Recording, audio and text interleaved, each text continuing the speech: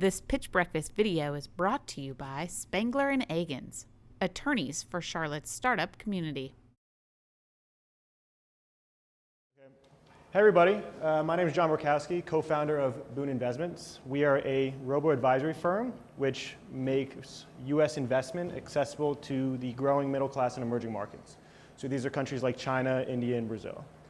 So a little overview of what we're going to go through, discuss the problem first with a little market potential, a case study, go into the solution, our investment philosophy, our go-to-market strategy, and then going forward, long-term strategy, economics, our team, and then the fundraising. So the problem, right? So in a lot of emerging markets, there are no viable investment opportunities, right? Either due to mistrust, complexity, or just underdeveloped financial markets. You have a lot of individuals who would like to invest, but instead keep their money in cash equivalents.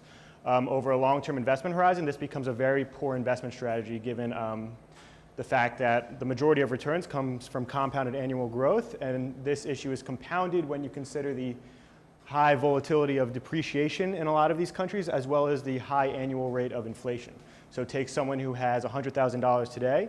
If they were to invest that in the United States, in 30 years they'd hope to get back around $250,000 on that investment, just putting it in a standard version of ETFs. In China, you have that $100,000 today just because they keep it in cash and cash equivalents. Maybe with their savings returns, they will, or some of it in savings, they'll maybe get back $125,000. So there's a significant loss of real return on investment.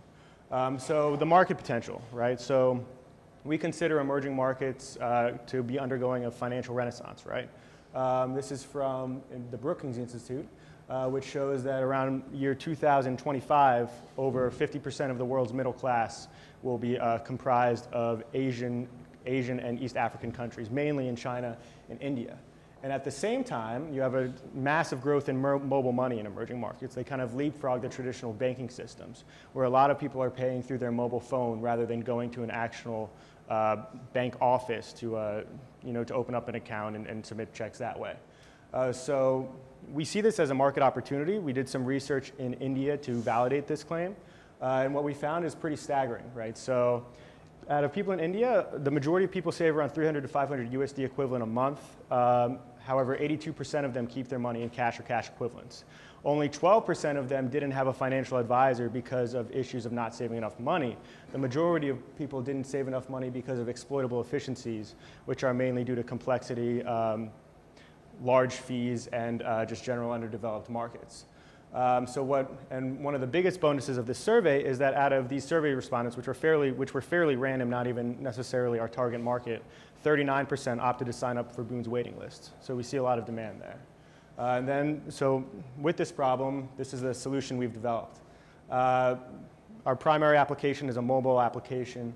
As you can see, these are some of the main screens where you have an investment tracker, you have a strategy where you can pick your portfolio strategies, and then you have your tracking history. So going to our investment philosophy, right? So my background's in econometrics. We're based in modern portfolio theory. We do some pretty cool stuff on top of that, which we can happy to explain later, going into some random walk recursion, Monte Carlo simulation, some other interesting risk metrics that we add into the portfolio. But essentially, the basis of modern portfolio theory is that you use algorithms to optimize an individual's return for their given level of risk. And that's what we do for each user. We add a little bit of customization on top of that. Because our clients are mainly non-US customers, we found that they enjoy investing in US culture as much as enjoy investing in US stocks. So we actually allow them the ability to invest in certain stocks like Microsoft, Apple, Google, incorporate that into the optimization problem. And you get a really cool result given this flexibility where each person has a customized, efficient portfolio, which is a pretty big differentiator for us compared to some of the robo-advisors in the US. Our go-to-market strategy, so we're in some pretty serious negotiations with one of our broker-dealers that has a foothold in China. The goal is to launch in China at the end of Q2 with essentially the Chinese solution will mainly be a white-labeled solution, where we do the back end, the Chinese partner does the front end. We also will be planning a mobile app for proof of concept. Long-term strategy is to build an API for our partners, right, that they can just tap into. They get rid of all the stuff that's non-scalable in terms of human capital, customer support, all these other issues. Financials, we're looking for 500K seed now. The goal is to be profitable around late of 2017, so you see an infusion of capital there of another $1 million mid-2017. A little bit about the team. My background's in corporate finance, and I did work at a venture capital firm. I worked at B of A for 2 years before moving out west to San Francisco to help take a company public. My co-founder, Nick DeLeo, he worked for Lockheed Martin's Advanced Tech Labs, and we've been best friends since we were 10 years old. So looking forward to starting this. Thanks, guys. Appreciate it.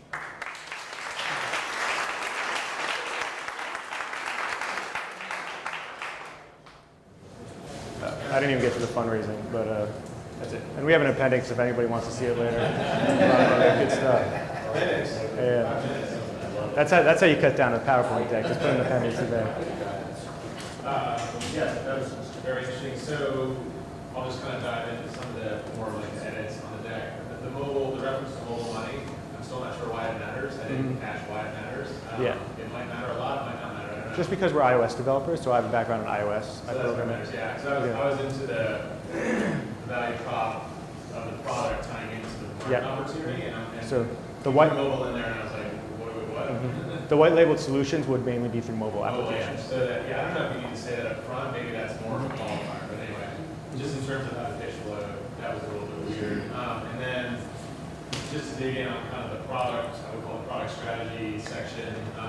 I wouldn't go as hardcore like, hey, econometrically, like here's how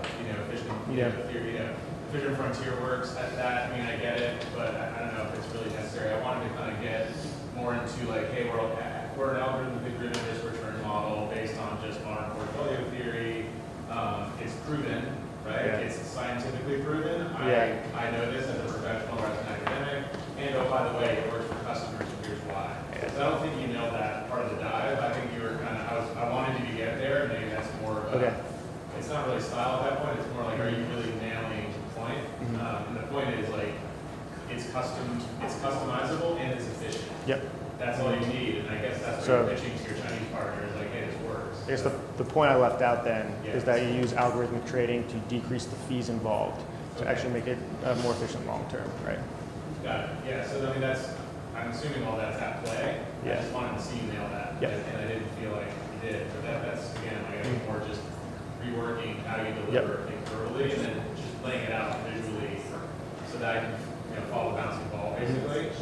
Otherwise, I'm kind of like, what's in the black box? Yep. And then when you drop the API on top of it, I'm like, okay, is this a business-driven algo idea that has an API in front of it? What's the API all about? And I start to get confused on where the real IP is, whether or not you guys are like trying to solve too many problems, right? So maybe your strategy is tight, maybe not. I'm confused, and then this API thing, there's a whole bunch of tech risk on top of it, which now I'm evaluating you as like, do you know financial markets and do you know tech? Which isn't a bad thing to be evaluated on. I think you might want to like manage your risk down to like, we're figuring this out. There's a market in China and India. It's massive. And here's what we're working on. Tried and true, right? Already previously established and proven investment in pieces. So, Appreciate it. You might need it. That's it. That's helpful.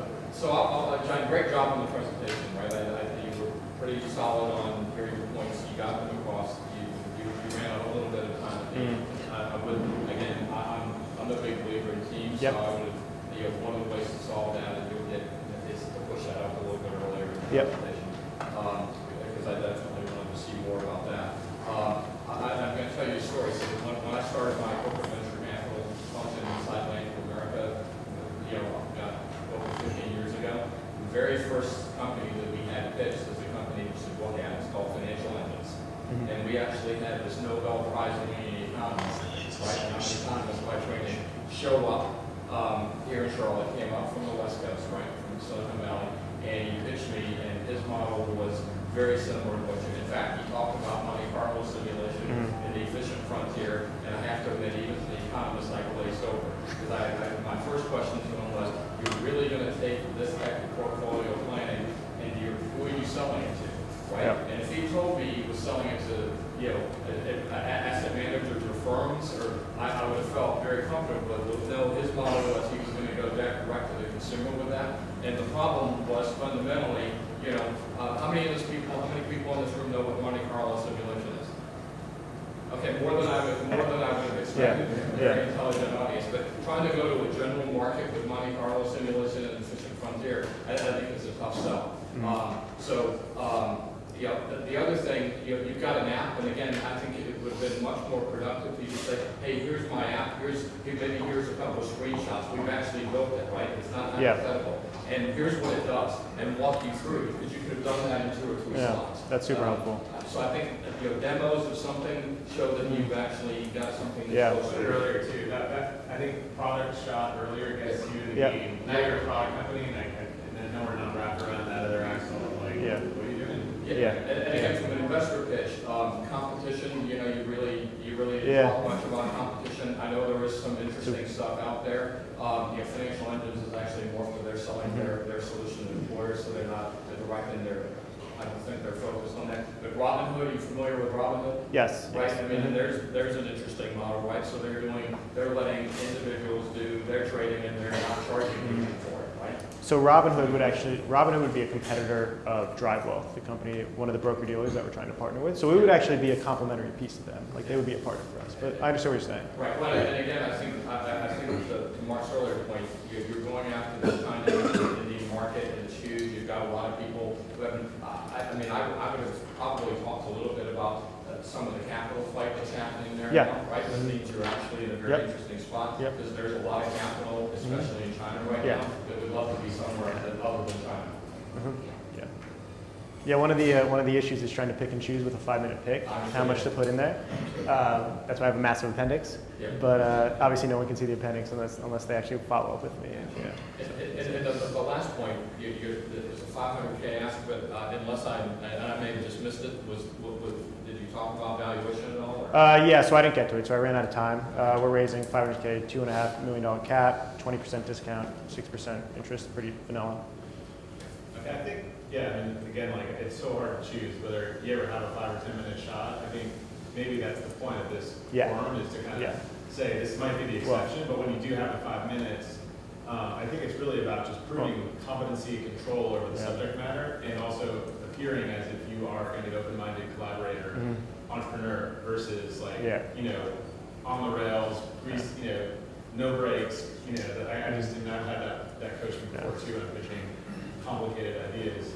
But anyway, I think you're on something, I'm sure. It was actually super helpful, just because I assume people care about the investment theorem, but actually probably for most people they glance over that when I start talking about the mathematics behind it. We'll just get to that. Let's get to that after you kind of develop credibility, and you're not just kind of messing around with an interesting idea, but one that's not highly applicable. But I think that the customization, efficient frontier, secret sauce is ultimately got to be packaged by our local distribution partners, because you're not, the app's not going to pitch a 35-year-old, Chinese national who's making whatever the equivalent of $250,000 a year is, right?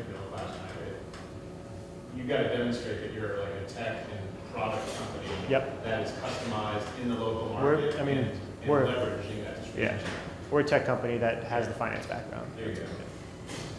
I got that, but I didn't really get it until we got through the whole thing. I was still a little bit worried about it. Really? Okay. Yeah. It's awesome. Okay, we've got time for one question from the audience. There you go, right back there. 2 questions. One is, sorry. As far as I know, mobile money is a highly regulated market in China. How do you address that question? And second, are you trying to appeal to your partners in China or India, or directly to consumers whom you really have to do a lot of convincing to say, give me your money, right? So that's a super important question. So we handle the regulatory stuff in the United States. So we're registered with the SEC. We'll go through a broker dealer who's registered with FINRA, a clearinghouse as well. But in other countries, for example, China, India, and Brazil, you can't actually advertise financial service products unless you have a subsidiary domiciled there, right? So the main way to tackle these clients is to go B2B2C.